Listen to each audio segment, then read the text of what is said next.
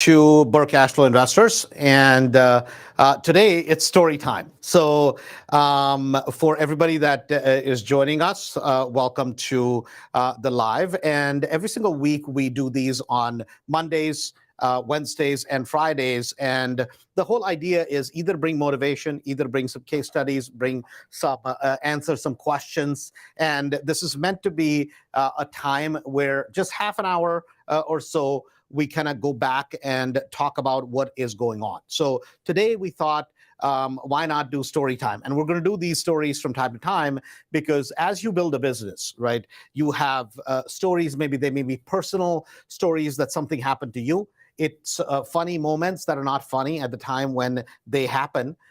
They're funny when you look back at it at a later time. And yet a lot of times, we don't necessarily remember a lot when we go to an event, but yet we remember the person by the stories. We remember the person by the experiences. We remember the person by what was the key point that got translated. So I thought, why not? There's so many fun stories. There's so many fun things that have happened that are fun today to talk and laugh about it. They were not fun when I was personally going through it. And maybe somewhere, maybe, right, that you and I find that common thread of relation, that everybody goes through different types of struggles, and it will be a great way to connect. So as I say that, make sure if you're not a part and if you're just watching this on live, become a part of Burke Cashflow Investors. Put your questions in, put your answers, ask, share. If you have properties, if you're doing other things that you want to ask questions to other investors, that's what the group is meant for. The group is not meant for advertising, quote unquote, your service or business. It's meant genuinely, let's give value and let's get value. That's what the whole point of the group is. So invite your friends, invite your family, invite other fellow investors or people who would like to invest. And from our end, we're making a concerted effort to try to get that dynamic going where it becomes an active, vibrant community. We see that a lot in Mastery where a lot of people are contributing. If I need a concrete person, I put it in there and guess what? Within half an hour to an hour, there's a bunch of people. Hey, you can use this person. You can use this person. This is great. This is somebody we've had great experience with. And this outside of Mastery, we're trying to do that. So we, across the board, not only just in Chicago, but across the board, United States, we encourage that where it's a what can we take, but what can we give? Because the more we all give, the more we all will get as a group. So, and as an incentive to join, we have a ticket for two. So that's the prize that we're giving away, and we'll draw one person's name in the next month or so, and you win a trip. So if you invite friends, you invite family, you have that many more odds of winning. The first prize was a full set of appliances. Second prize was a trip for two, which was a cruise. This one is a 2 flight tickets up to $2,000 in value. And we're going to build this up. I don't know how it's going to get there, but this is my goal, to build this up where 3 times a year, I want to give away a Mercedes. And that's the fun thing we're building to. A lot of times, things will take longer than what you want them to take, but it is what it is. So I want to kind of relate a story, and I want to relate a story today of, sometimes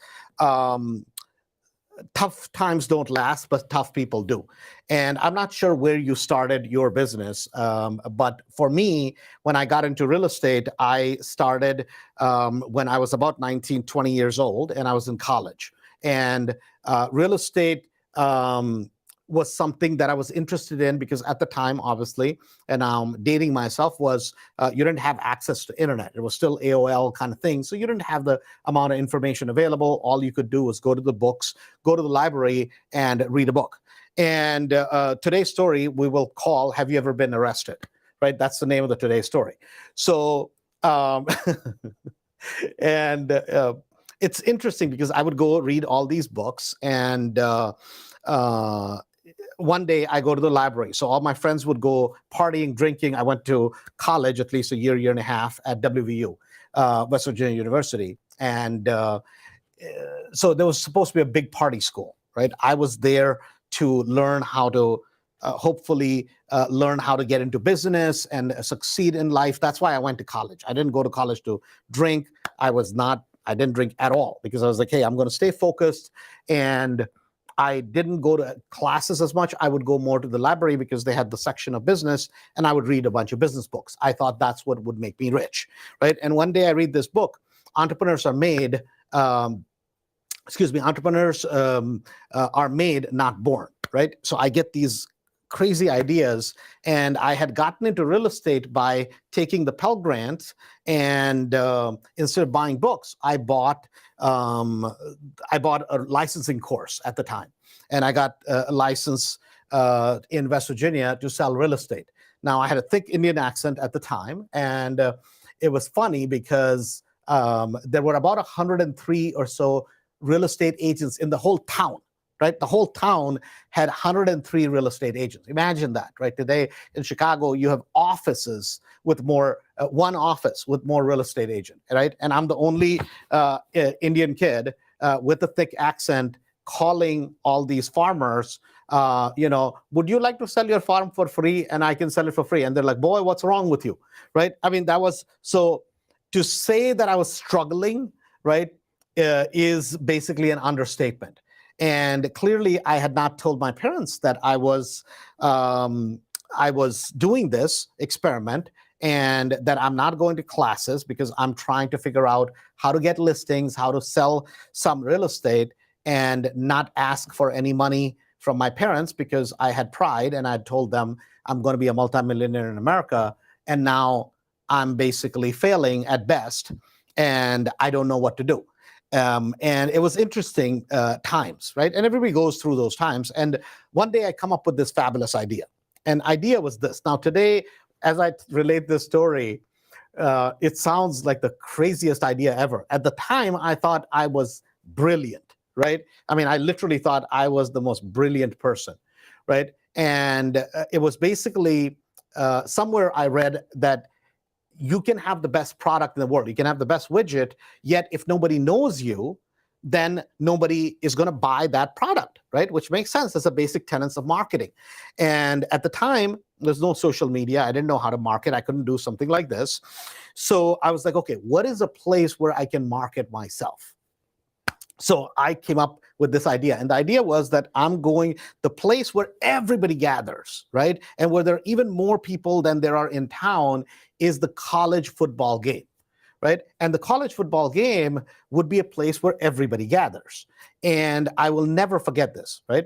At the time before the game, to support the college football team, you had to buy a $25 ticket, and you could go where they're like, oh yeah, it's all the rich people come. So I'm like, okay, I'm a young, struggling real estate agent. Rich people are going to come. I'm going to give them my business card, right? Now, the more business cards I give, the more people are going to know me. They're going to buy houses from me. So then I'm going to be rich, right?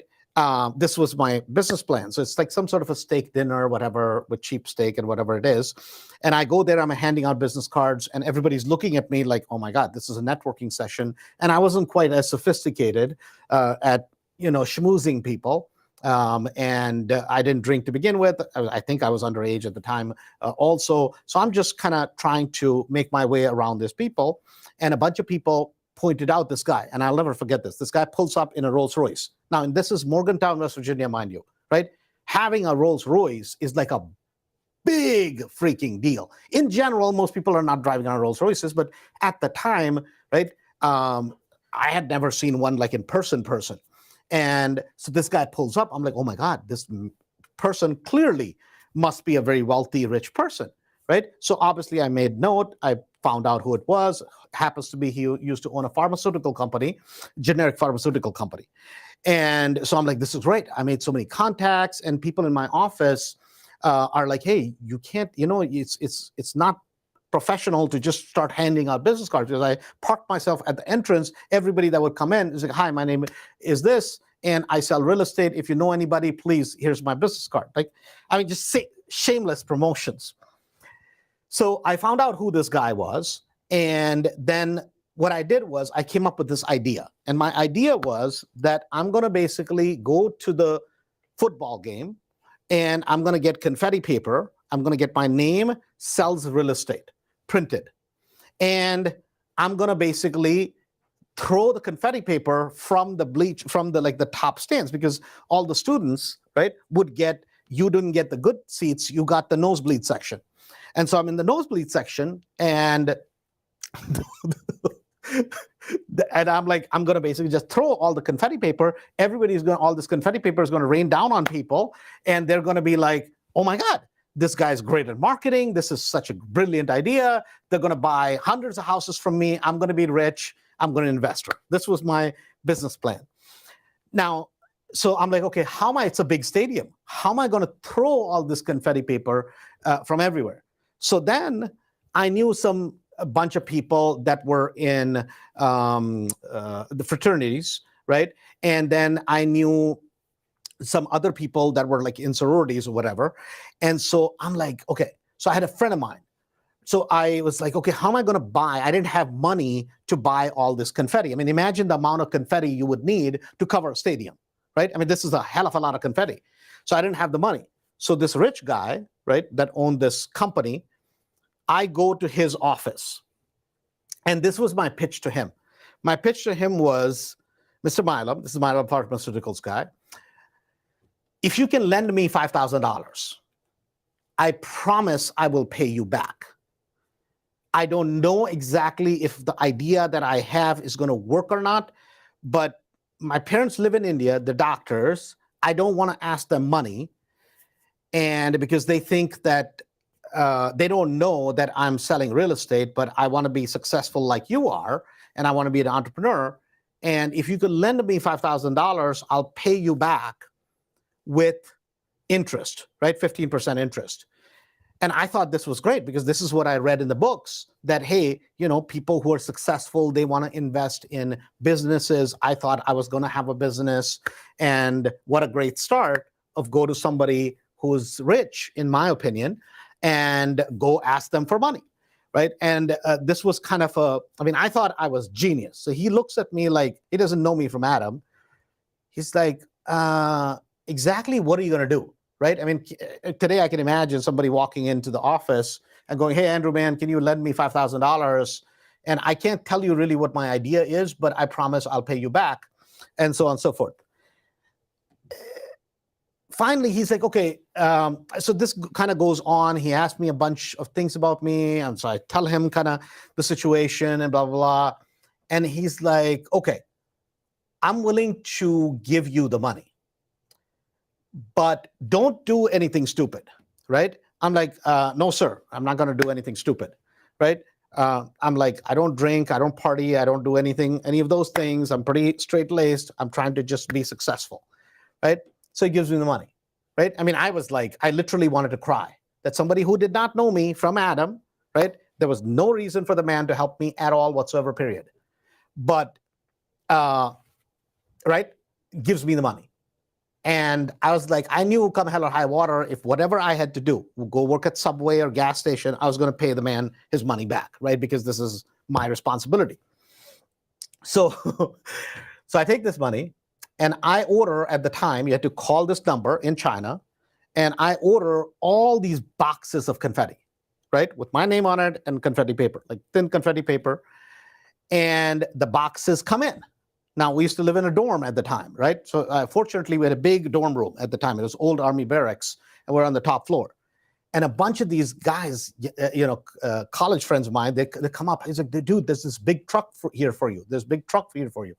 I'm like, what do you mean there's a big truck? They're like, he's got a bunch of boxes, right, of confetti. I mean, you realize how much confetti you can buy for $4,000? I certainly did not know. Now, mind you, this is like 20-something years ago, right? I'm 47 today. This is at the time I'm like 20 years old. And so this is a long time ago, right? You could buy a heck of a lot of confetti paper from China, you know, with your name printed on it, and sells houses for that kind of money, right? I mean, there are boxes and boxes and boxes. And we're in college, mind you, right? We have a line of people going up to the third floor, and we're buying, and I'm like, hey guys, I'll buy pizza for everybody. Can you guys please help me take all these boxes up, right? So you take the boxes up. Now, a few days later, there's this football game. So now how am I going to take all these boxes and dump them? right? Every time. So I go to a bunch of the fraternities, the sororities, and I'm like, hey guys, listen, I'll buy a keg of beer, right? And I buy the keg of beer, and everybody is supposed to be nice and toasty. So that's my bribe for them, for everybody to take a bunch of boxes of confetti in, and we have to sneak all that many boxes in, mind you, right? Because at the game, they check your student ID to let you in. So we knew one of the groundskeepers. We put it on his cart, got it in. I mean, these are the college stupidities. And so we get it in. Now we're in the stands, and it's just obviously all these college kids, they're just lit, right? And already they're starting to throw confetti. I mean, the game hasn't even started because they think everything is funny, right? Because they're all drunk. And I'm like, oh my God, you're not supposed to throw it right now yet. You're supposed to wait. And what happens is this: within the first 2 or 3 minutes, I'm going to say, there is a long bomb, right? I don't know anything about football, right? But there's basically a big Hail Mary thrown. WVU scores the touchdown, and they start throwing this confetti. And they see more and more and more confetti, and announcers going like, oh my God, people are really excited today, what blah, blah, blah, blah, blah, whatever he's saying.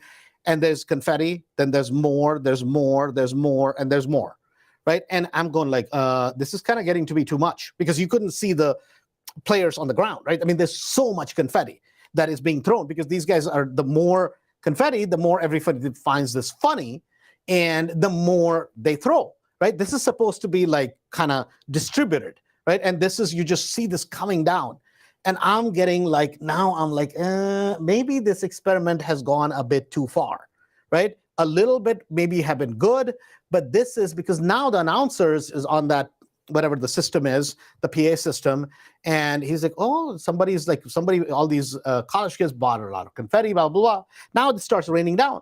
It starts blowing around all over the field. And guess what happens? They have to stop the game to clean up the confetti. Now, obviously, they read, who is this guy? Moa sells real estate. Guess what happens? Campus police now is looking for my butt, right? And before this in my life, before coming to America, I had never been arrested, right? Now they're looking for me. And so, because they're thinking this is a prank, I was just trying to earn some business, right? I wasn't like, this wasn't meant to be a prank. I was literally, genuinely trying to earn some business. Of course, next day, right? I mean, they give me a ticket, blah, blah. This is citation. You got to appear before the judge. Next day at night, I'm thinking about, oh, should I jump off a window? Are they going to hang me? What is going to happen? My parents are going to find out about it. My aunts are going to find out about it. And I brought a bad name to the family, right? I had no idea. And now I'm scared. I don't know what to do, right? Because I'm like, oh my God, they're going to put me in jail. I have no idea what's going to happen. And this is not a joke. This is a scene out of like one of those mob movies. So I get to the court, right? And the judge, this is the campus thing, right? So there's, I don't know what it's, civil judge, whatever it is, the campus judge dude. And I walk in and everybody's laughing. I mean, everybody's like laughing, and they're going on and they're pointing towards me and they're all laughing. The judge is smirking, everybody's smirking. So whoever the person was, I don't know, I don't think it was a lawyer, it was whoever it was, right? Whenever kids do something stupid on campus, as far as it looked like to me, it looked like a courtroom. Maybe it was not, right? But that's what it looked like to me.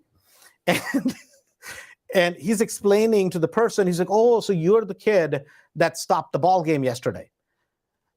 And I'm like, I don't know what to say, because I don't know what's going to happen. Am I going to be put in the public square, whipped?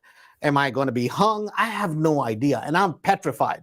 And all night long, all my friends are having fun at my expense, obviously, right? Because everybody thinks it's real funny. I'm the only one who doesn't think it's funny, because I don't know what the consequence is going to be.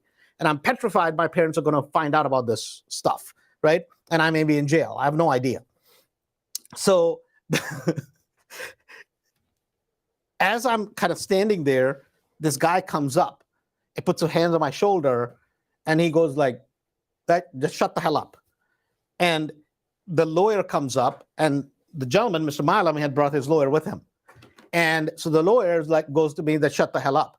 So the person, whoever was the civil judge or whoever it was, it's like, this person's your lawyer. I'm like, I had no idea what the hell to say. So the guy goes, hey, yeah, my client doesn't know any better. And so they talk, they all laugh, and they give me 20 hours of community service. So you're supposed to basically go, sweep the stairs in the dorms and that kind of stuff, right? For that thing. Now, here's the thing. Now I'm petrified that the real estate office that I'm working at, so now I know the consequence. Everybody laughs. And I'm embarrassed. I'm like, I'm going to kill myself, right? I want to jump off a bridge because I'm like mortified that I'm going to be the subject of shame, right? Because I did something stupid. I didn't intend to, but I did something stupid. And everybody's having a great time. And I'm like super embarrassed. Now I'm mortified that obviously the real estate office that I used to work at, they're going to find out about it. And it's an older gentleman. He had told me, hey, you're too young, blah, blah, blah. And I don't know if this is going to work for you or not. And I'm like, no, I'm really hard worker. So I'd convinced him to let me work over there, right? And I'm like, and now he's calling. At the time, you used to have those pagers, right? And I'm like, and I'm scared to call the real estate office. And they keep paging me. And I'm like, I'm so scared to call them because I'm like, oh my God, I'm going to get fired, right? I call over there and I'm like, Larry, man, I'm so sorry. I apologize. I didn't mean to, I'm feeling terrible about it. He's like, get to the office. There are all these people calling. They want to buy houses from the guy that got arrested, which is me. This is no joke. I sold 52 houses that year, right? And I relate that story for this reason, that today I can laugh about it. At the time, it was such an epic failure that I wanted to cry about it, right? And sometimes this real estate thing is not necessarily what you think. And just because you work hard, sometimes it doesn't give you rewards. But I can tell you one thing. I have so many funny incidences, so many funny stories that I could relate to you about some of the struggles, some of the trials, some of the tribulations. Yet I was, I think, just dumb enough not to give up, right? Because I really did not have any other vehicle. I tried the school route. I tried to go to class. And I quit college because my economics professor told me, you're never going to make realistically more than $70,000 ever. Statistically, that's not going to happen, right? And I had some choice words from my economics professor. I didn't mean disrespectful to her, but I was disrespectful because at the time I was like, how is that possible? There are people who are super successful, and I want to be super successful one day. And you're telling me that that's not possible, that you're basically pouring kind of cold water on my dreams. And here I am, I came to college to look for the answers, and the people who are supposed to who are supposed to have the answers, right, were the ones who were telling me why something was not possible, rather than saying that, hey, we don't have the answer. And one thing I learned from that whole experience was not the amount of houses I sold, not the amount of things that happened, but sometimes you just have to give it a try. Doesn't matter how crazy an idea it is. Hopefully you're not doing anything that crazy, or as long as it's not illegal, ethical or immoral. I was just trying to be an entrepreneur. Stupid attempt at being an entrepreneur. But what I thought was a failure and what I looked like a failure, right? Today, I can laugh about that incident.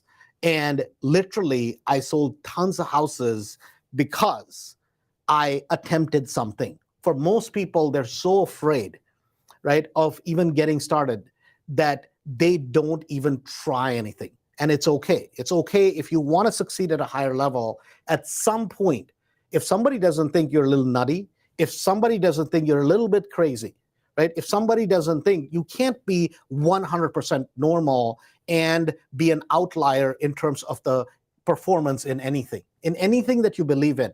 You have to go after it with a lot of passion, with a lot of enthusiasm. And sometimes success is not a straight line, right? Sometimes you're going to go through ups and downs, and yours are going to maybe look different than what looked like me.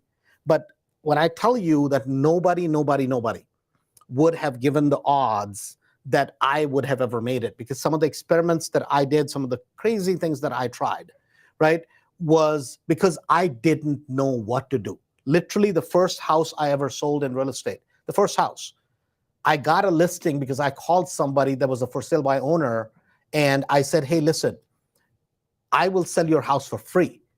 I mean, they really thought, they started laughing at me. This guy was just finishing law school. He started laughing at me, right? He's like, boy, you must be really dumb or you're really desperate. I'm like, well, maybe kind of both, right?